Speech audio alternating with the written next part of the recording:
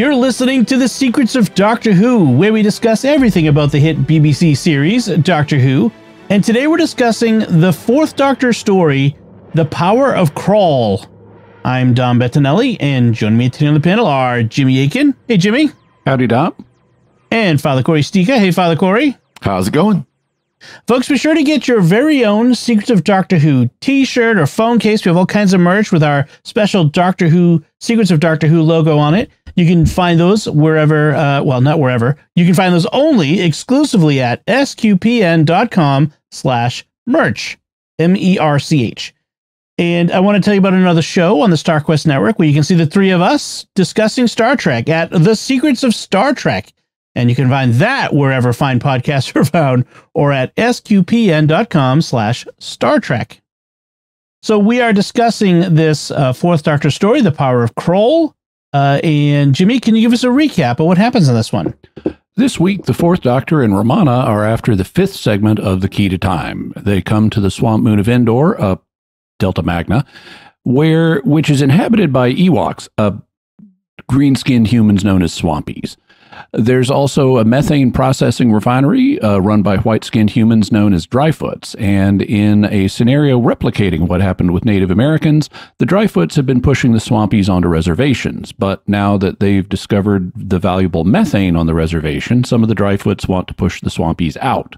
In particular, the Dryfoot leader Thawne is having guns smuggled to the Swampies. That will let him destroy them. Since he can now prove that they were armed, he can spin it as self-defense.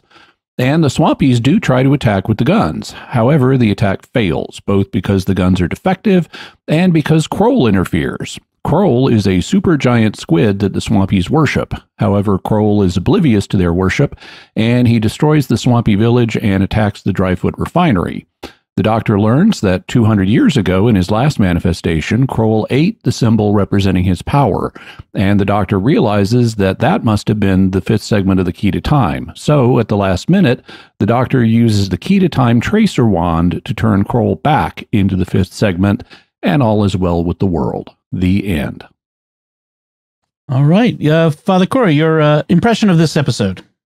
Yeah, this is not one of the better Key to Time episodes.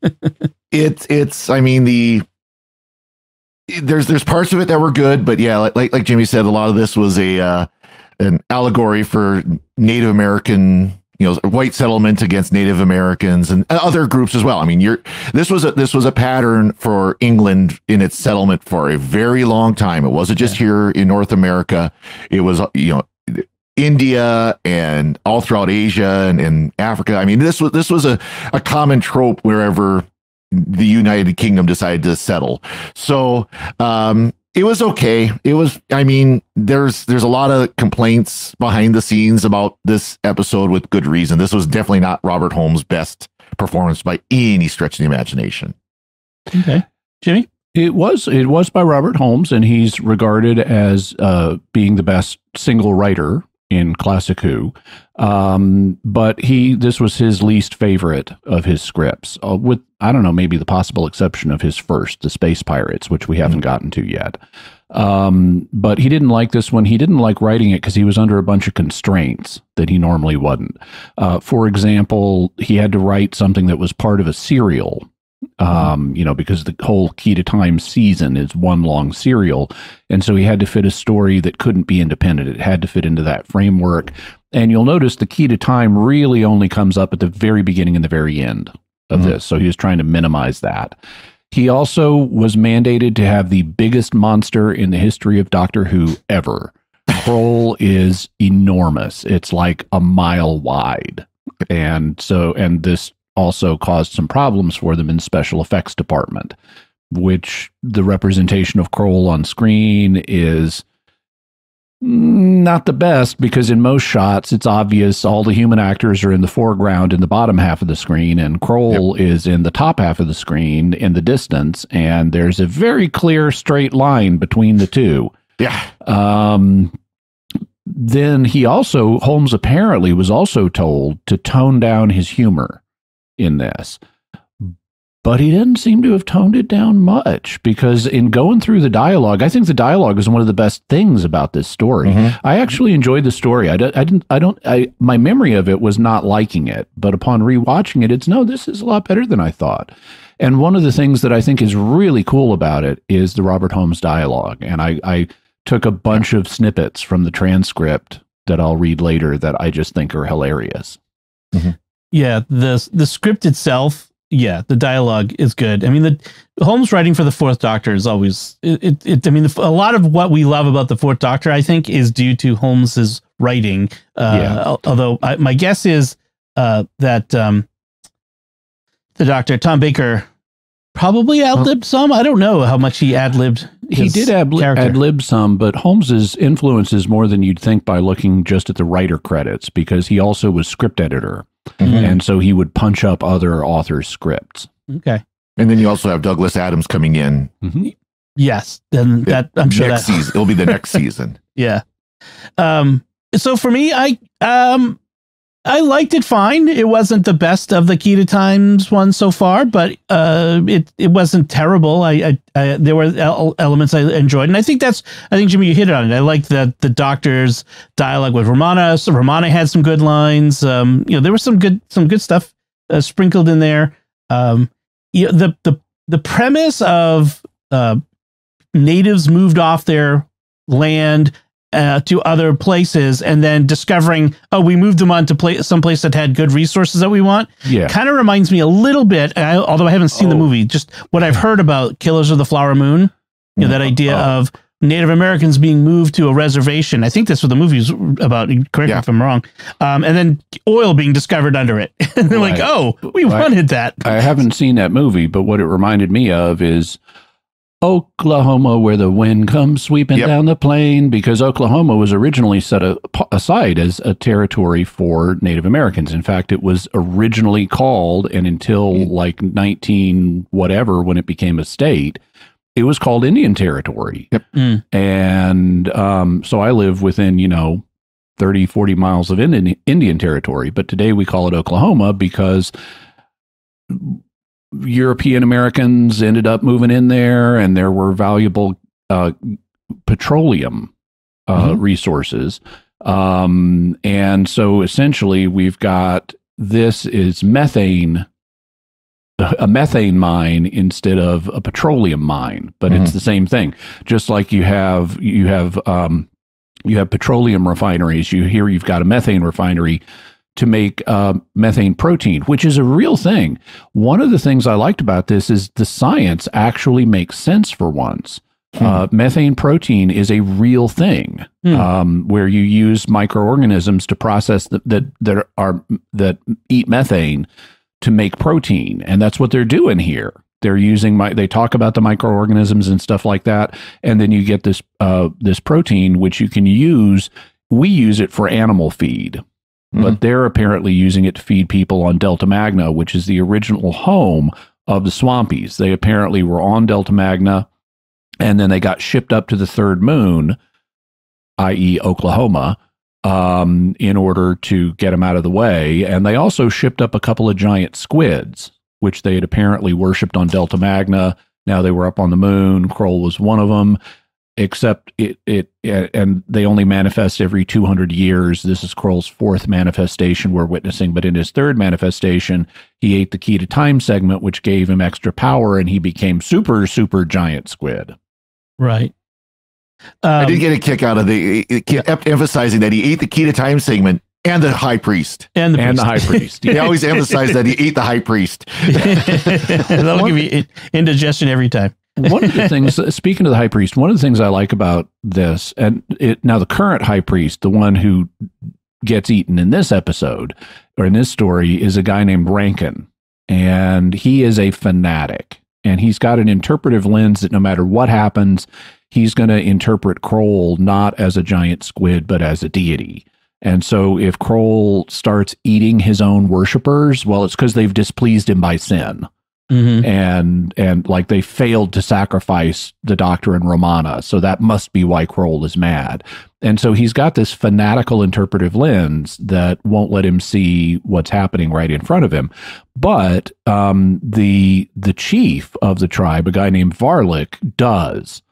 And so Varlic starts questioning Rankin's interpretation of Kroll and realizes that Kroll's just a big squid. And on the other side, in the Dryfoot community, Thawne is just a bad guy. You know, he's setting up the Swampies to kill him. But the other humans are not that way. There's a guy named Finner who is stern but reasonable, and there's another guy named Dugeen who is actually John Leeson. He's canine. Right. In the flesh. In the flesh, in his only filmed, non-robotic role in the show. Dugeen is a bleeding heart liberal who is sympathetic with a group called the Sons of Earth that believe all life is sacred, and that includes Swampies. And so you have something I really like when you have two groups pitted against each other. Neither group is ideologically monolithic. You have good guys in both groups and you have bad guys in both groups. And this is what it needs to be, unlike Star Trek Discovery. Right. You're right. Or other things like on Doctor Who, the Rosa episode. Every black person is good, every white person is bad. It's like, no, mix it up. This is show the complexity that humans have. Yeah, exactly. The design of the show, I know that I saw in the notes on the wiki that BBC was not pleased with the production design. I have to say the Swampies look like miniature versions of the Jolly Green Giant. They do. And there's a story behind that because it's all, if you want to fundamentally change actors' skin colors, especially to something non-human, you have limited options and it needs to look good on camera. So they found this German green paint that looked really good on camera. And it was waterproof, which was key. And was waterproof because they're filming in a swamp. And so it looked really good, but they failed to buy the specialized paint thinner you needed to get it off. And they assumed the regular paint thinner they had would work, and it didn't.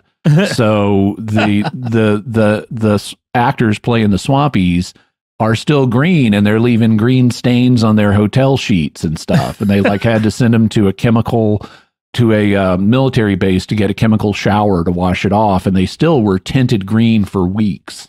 That's awesome. But it looks great. It does look great. Another aspect of that firmly sets us in the 70s. Came out in 78. Is that the people from the refinery travel about in hovercraft. I have to say, people in the 70s and 80s really thought hovercraft were going to be much more prevalent in the future than they are. I mean, there are still commercial hovercraft out there, and even in military, obviously the amphibious landing craft the U.S. military uses are hovercraft. But I think people really thought that hovercraft were going to be the thing. So it's kind of amused by it. Well, at this time too, the UK was developing hovercraft ferries to replace their passenger ferries. The hovercraft weren't quite strong enough to handle vehicles yet, but it could handle passengers. And there's still a couple in use today in the United Kingdom.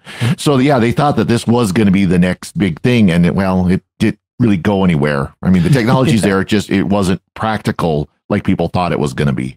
I was having flashbacks to the third Doctor's time. I'm surprised Holmes didn't give Tom Baker a line like, "Oh, I used to use one of these."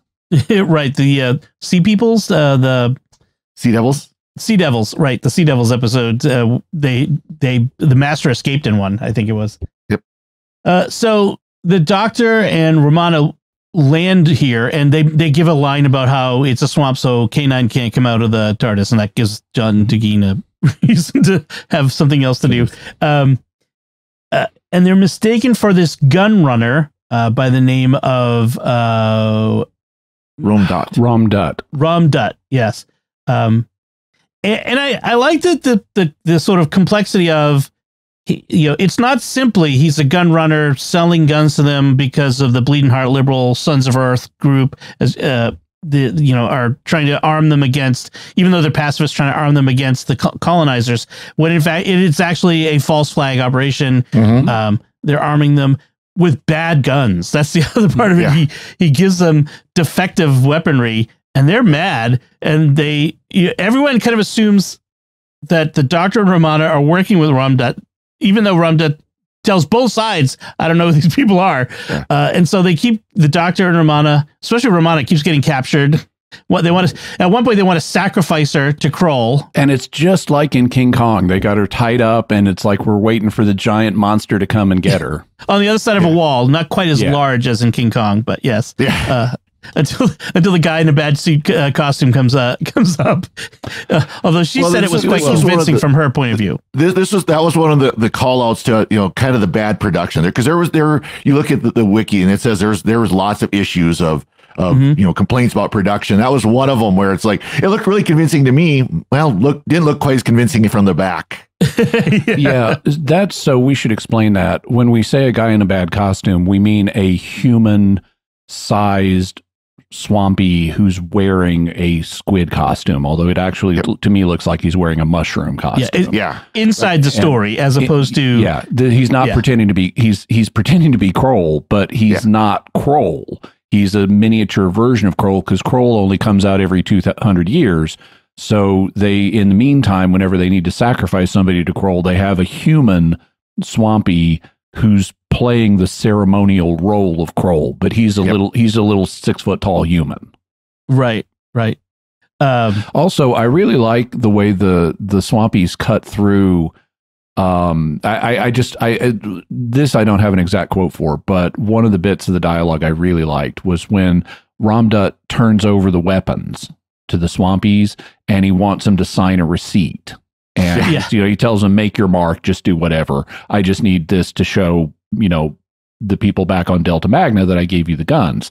And they're like, oh, they don't trust you. That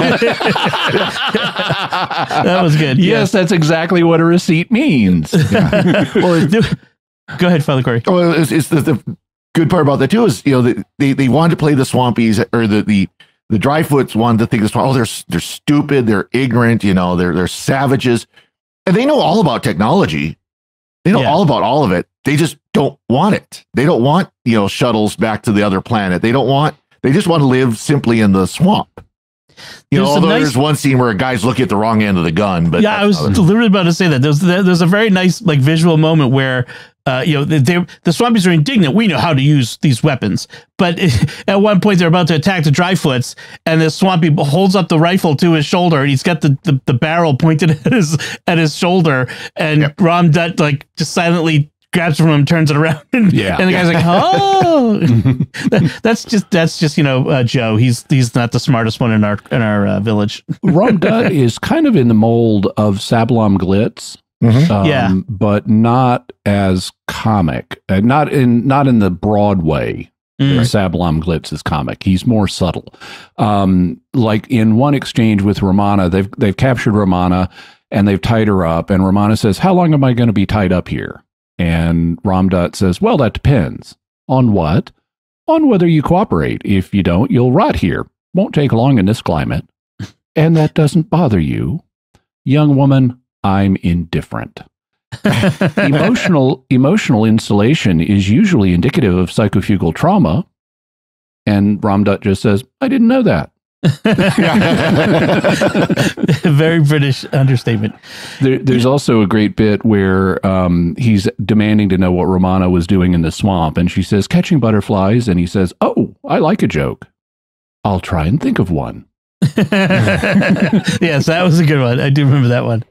They kept calling the lagoon that they're in a Bagul, although I kept with the accent, I kept thinking they're saying bagel, which it doesn't sound right. But the only reference I find to Bagul online is to this episode. So it must be a made up word. It's a word that Robert Holmes made up. Yeah. Okay. So another nice aspect of the science behind this, you mentioned the processing methane into protein. They're using a railgun to shoot essentially a railgun to shoot the processed protein into orbit back to the other planet, Delta Magna.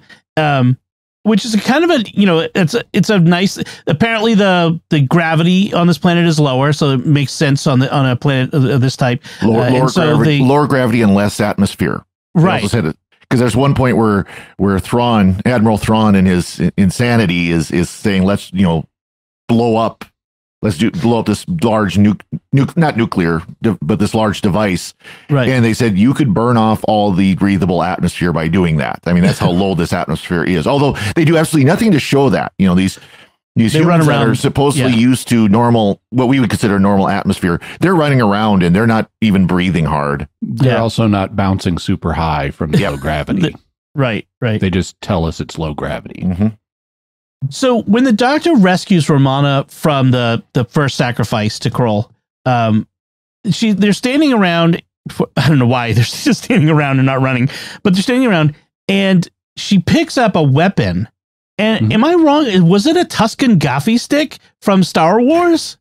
Like, could have been. I feel like someone went into something like that. Yeah, someone went into the props over at the Pinewood Studios and just picked it out as a native device. I mean, it'd be about the right time. This was 78. Yeah. Unless the Gaffi stick is based on a real world. I think that's probably more likely. Yeah, like Africa or Asia or something like that. So I just thought it was funny. I like when the Doctor is setting off to go do that rescue. He's been captured by the refinery people, and so Romana's been captured by the Swampies, and the Doctor's been captured by the Dryfoots, and he basically sneaks off while they're busy doing their orbital protein. They launch 100 tons of protein every 12 hours or something, and they're distracted, and so he just sneaks off. But before that, he's having a conversation with them about how he needs to leave, and he's very put out, and then they hear the Swampies chanting, which tells the Dryfoots that they're about to do a sacrifice. And the chant is really basic. It's basically just the word Kroll over and over and over again. But they hear the chanting, and the Doctor is trying to get away, and he says, look, I have a shrewd idea who it is that might be sacrificed, and Romana's not the easiest of guests. But then once he goes, he does sneak off and rescues Romana, and then the Dryfoots notice that he's gone, and this reinforces to them, or at least to Thawne, that, and I'm having to fight the impulse to call him Thrawn from Star Wars. But for Thawne, it reinforces that he is up to no good. And he says, I had an instinct about him from the very start. He was too glib by half. And I thought about that, and it's like, yeah, that actually makes sense, because in this situation, they have these sons of earth, hippie, liberal idealists who would mock them. And then you've got the Doctor coming in, and he's being a smart aleck and mocking them implicitly. Yep. You could read that as, oh yeah, he's one of these rebellious counterculture people who is like a, liberal hippie activist. And so Tom Baker being a jerk plays to his disadvantage for once in a way that makes sense. Right.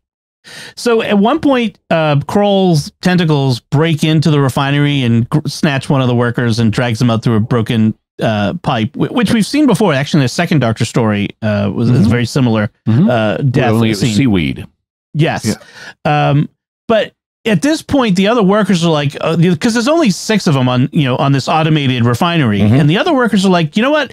I think it's time we, discretion is a better part of valor. We should probably, hit the road and get away from this thing. And Thawne, who's the leader here, falls for the sunk cost fallacy, where we put far too much into this project to abandon it now. There's only one thing to do, and that's to find this creature and kill it before it kills us. It's like, maybe not.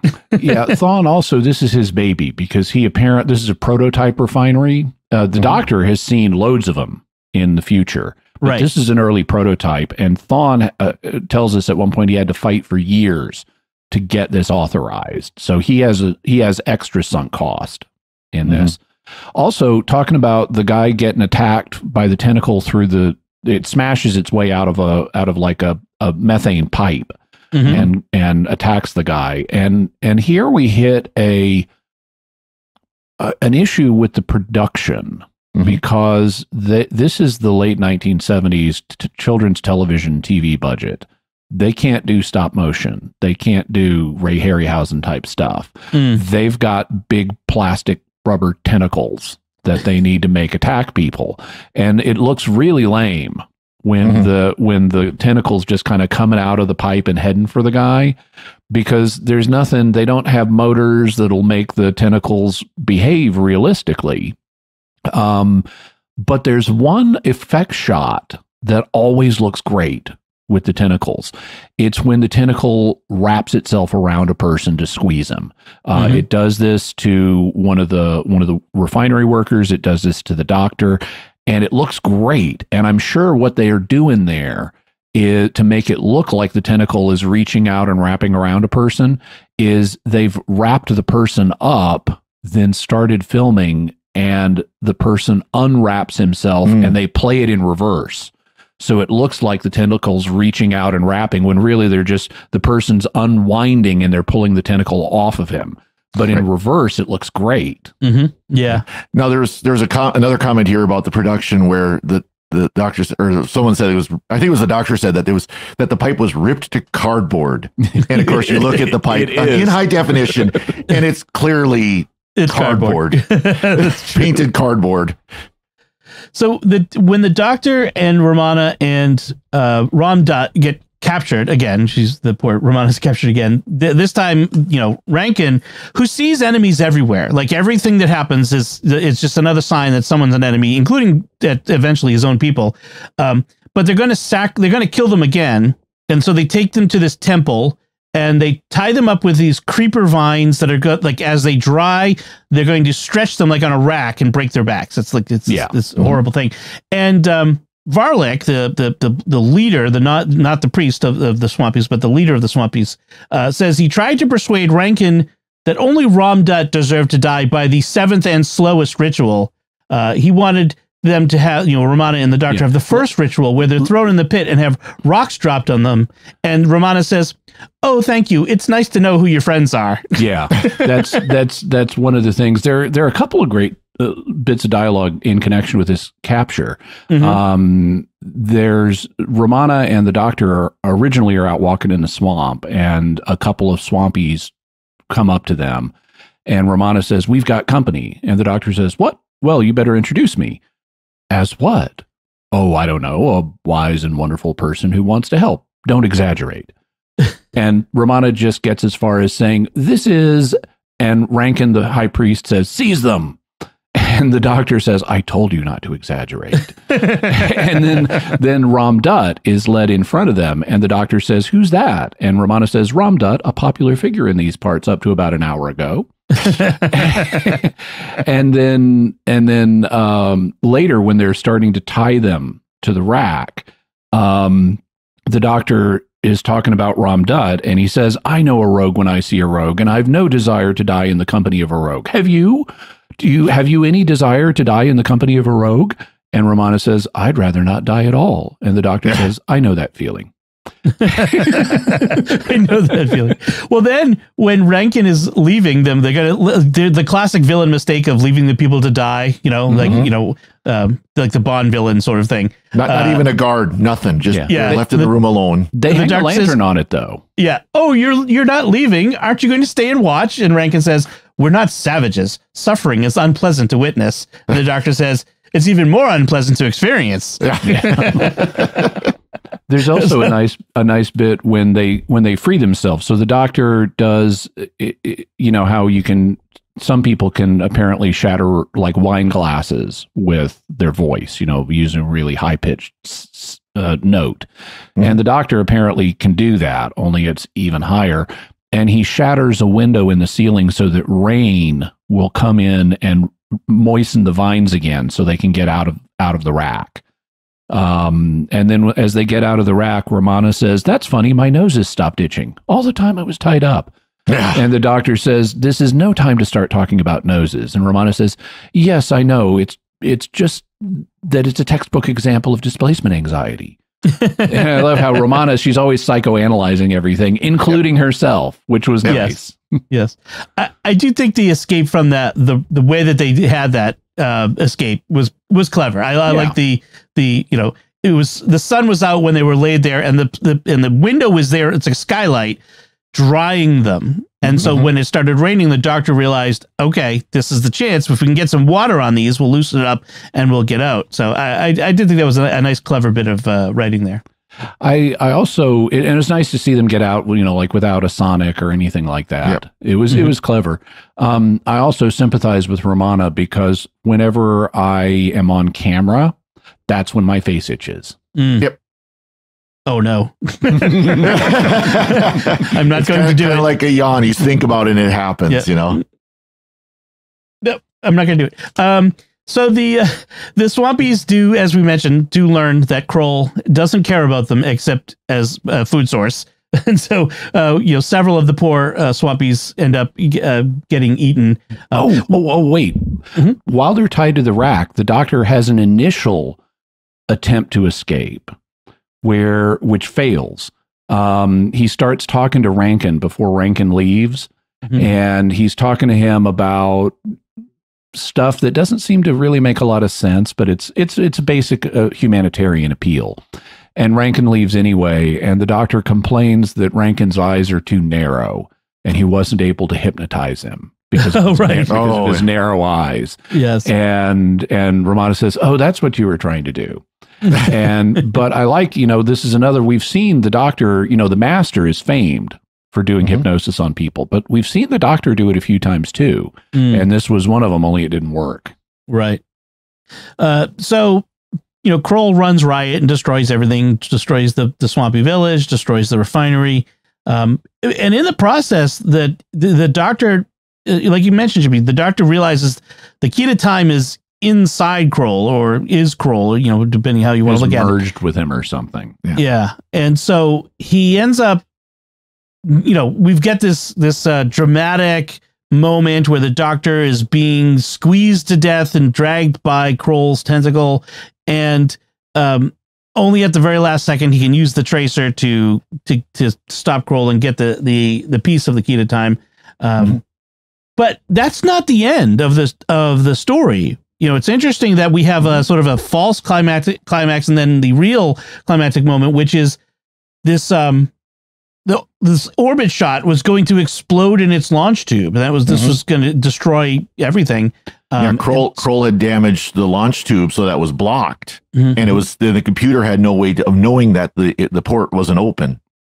Right. Yeah, this is really, it is interesting that the obvious ending is not the ending. We've got this other mini crisis that it's really just there to fill time, because each of these episodes were abnormally short in the script. They normally run like 24, 25 minutes. These were all 22s.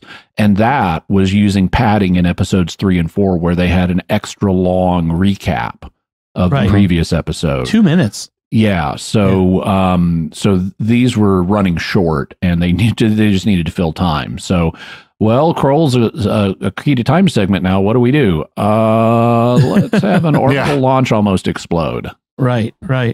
Yeah, that was those episodes 3 and 4 were like 19 minutes long when you take out that extra bit. I mean, the whole thing was 90 minutes at most. Altogether. The counter on my DVD player was something like 1/3 minute or hour 31 or something like that, Right. But and then when you take out the recaps, it was, that's for almost 8 minutes or 7 minutes of runtime there. So, it was a short story, which is, one of the effects of that, though, is there's not as much running around and filling time in other ways. It moves pretty quickly. Yeah. Yes. Any other notes on this one, Father Cory? I got a kick out of, the way the doctor fixed the missile the rocket that was going to be used was by percussive maintenance. He smashed the control panel with a hammer, which proves that percussive maintenance can work for everything, especially if it's to break it. That's right. If you need to stop something, smash it. And then, of course, they had to finish with the doctor's inerrant sense of direction, which is kind of a running gag that, he thinks he knows where the TARDIS is, but he never does. Right. Jimmy, final notes? One thing that I did like, and this is just a minor thing, but it's something they didn't have to do, is in the initial Romana sacrifice sequence, it's at nighttime. And so it's at night, we're in the swamp, you got all these actors, more than we ever see again, you know, in the green paint, hopping up and down, yelling, Kroll, Kroll, Kroll, Kroll, only slower. And all of a sudden there's this rumbling noise and they all stop and look up at the sky, and there's this blob of flame that ascends through the sky, through the darkened sky into the heavens. And we're told that that's one of the 100-ton protein shots that goes up every 12 hours. And it's just a nice moment. They didn't have to do that, but whether they used a practical effect or something else, they stopped everything to show us one of the shots of the one of the protein shots. And I just thought it was a nice little touch they didn't have to put in there, but it's realistic to the environment. And yeah, there's a big roar in the sky and everyone would be likely to stop what they're doing and look up for a second every 12 hours. Excellent. All right. So one more thing I forgot to mention is that at the end, the doctor mentions that he's nearly 760 years old at this point. Right. Right. Yes, the Fourth Doctor does mention his age a few times in his run. Yeah, and it's fairly consistent across it, I think. Yes, he's always in his mid 700s. Okay. All right, so that does it for our discussion of the power of Kroll. We would like to take a moment now to thank our patrons who make it possible for us to create the Secrets of Doctor Who, including Tim S., Christopher H., Kevin B., Lisa R., and Chris G. Their generous tax-deductible donations at sqpn.com/give make it possible for us to continue the Secrets of Doctor Who and all the shows at StarQuest, and you can join them by visiting sqpn.com/give. And we'd also like to thank Simon Yannick, who edited this episode. So that's it from us this time. What did you think of The Power of Kroll? You can let us know by commenting on the show at sqpn.com or the Secrets of Doctor Who Facebook page, or send us an email to drwho@sqpn.com, or visit the StarQuest Discord community at sqpn.com/discord. You can watch and comment on the Secrets of Doctor Who on our YouTube channel at youtube.com/StarQuestMedia, where you can watch me try not to touch my face. We'll be back next time when we'll be discussing the first part of the Daleks Master Plan, the massive 10-episode arc within the First Doctor's run. Until then, Father Cory Sticha, thank you for joining me and sharing the Secrets of Doctor Who. Thank you, Dom. Jimmy Akin, thank you as well. Thanks, Tom. And once again, I'm Dom Bettinelli. Thank you for listening to the Secrets of Doctor Who on StarQuest. And remember, Doctor, sometimes I don't think you're quite right in the head.